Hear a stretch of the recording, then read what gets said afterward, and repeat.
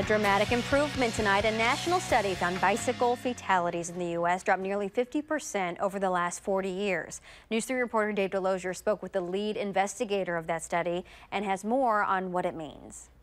Well, cycling is an increasingly popular sport and mode of transportation. And seemingly everywhere you look, the proof of that is obvious. But while the number of cyclists is growing, the number of fatal cycling accidents is not. Rates of fatalities on cycles are decreasing in the U.S., for children especially, but they're increasing for adults. Jason Vargo led the study that looked at 38 years of data. It showed a 44% decrease in cycling deaths in the U.S. during that time.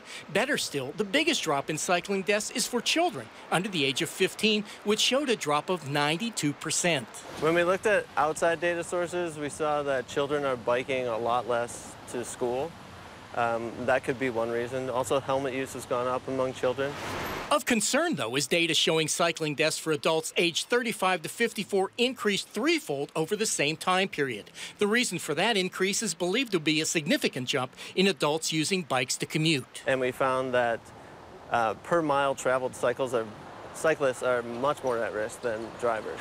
When they dug deeper into the numbers, they found big differences depending on where you live. For Wisconsin, they've seen a really large decrease, almost 70% decrease in that rate.